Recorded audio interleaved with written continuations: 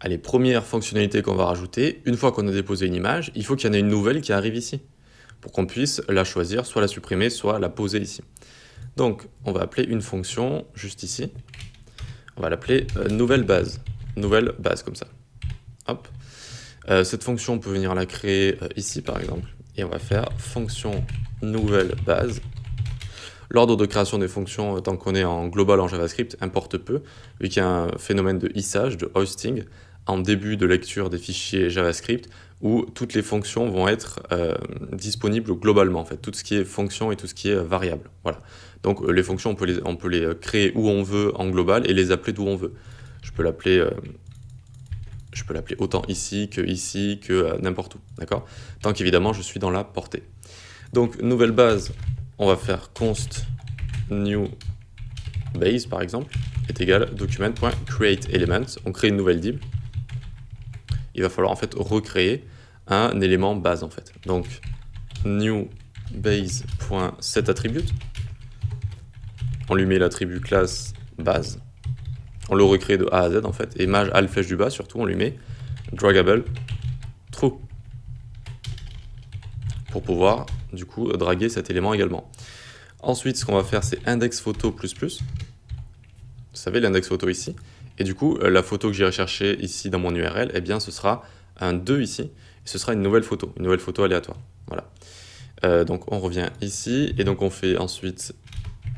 on peut prendre ça, tiens. Hop. Hop. On va prendre newBase.style.background. Donc, ici, on va faire new. newBase.style.background image. Et donc, on va lui mettre ce nouvel URL avec l'index qui a été incrémenté. Nickel. Ensuite, on va pouvoir faire première case.appendChild. On rajoutera ce qu'on vient de créer. New base. Hop. Et ensuite, on dira base est égal new base ou new base si vous la comptez en anglais, si vous le prononcez à l'anglaise. Donc, vous voyez que base ici, en fait, c'est notre base de départ. C'est pour ça que je lui ai mis un let. On va pouvoir venir donc lui donner une nouvelle valeur. Ça va être la valeur donc de la nouvelle div qu'on a créée.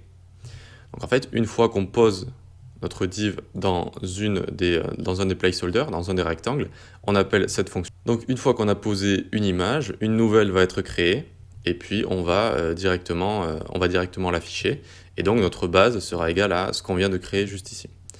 Donc voyons voir, hop, je prends ça, je le mets là, tac, et hop, on en a une nouvelle qui apparaît là, tac, hop, on en a une nouvelle, tac, on en a une nouvelle ici, voilà. C'est nickel, mais regardez, si j'essaye de poser des éléments, ça va en poser encore. Et je peux faire ce genre de choses aussi, normalement. Voilà, je peux même en poser ici. Bref, c'est pas ce qu'on a envie pour l'instant. Ok. Donc maintenant, on va gérer tout ce qui est... justement, on va verrouiller tout ça. On va verrouiller une fois qu'on a un choix. Et on va gérer la suppression également.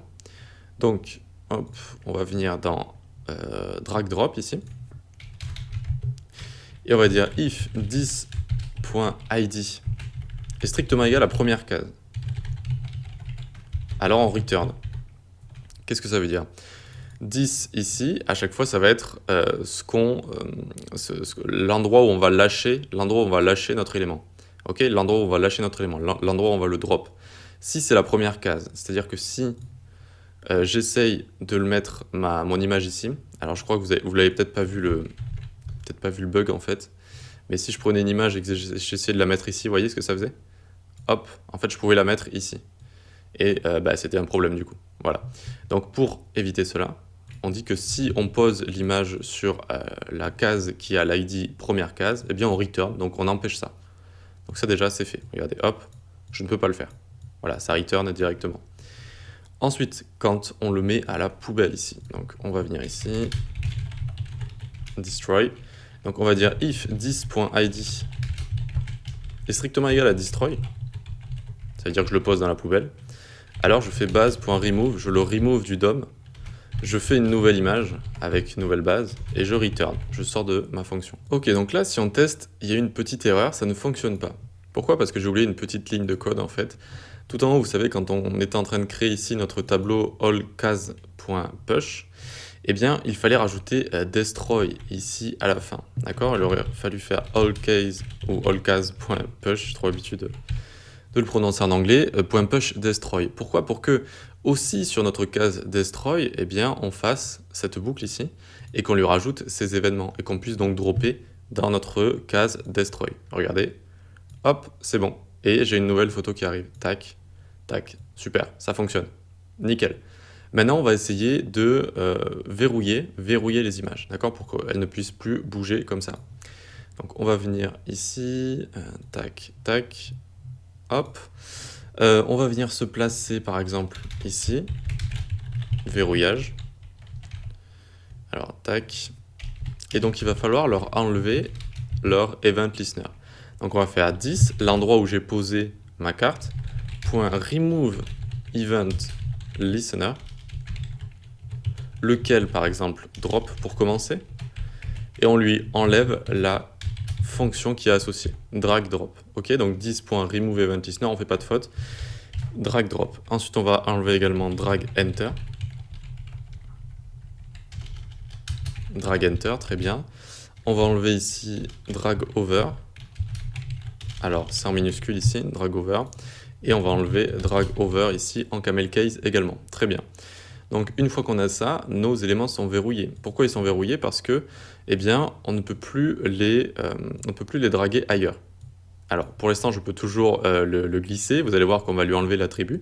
Mais si j'essaie de faire ça, vous voyez que je ne peux plus lui poser dessus. C'est bon, c'est fini ça. Comment on peut faire pour enlever le fait de lui enlever cette fonctionnalité-là, de glisser? Eh bien, il faut lui enlever dragable.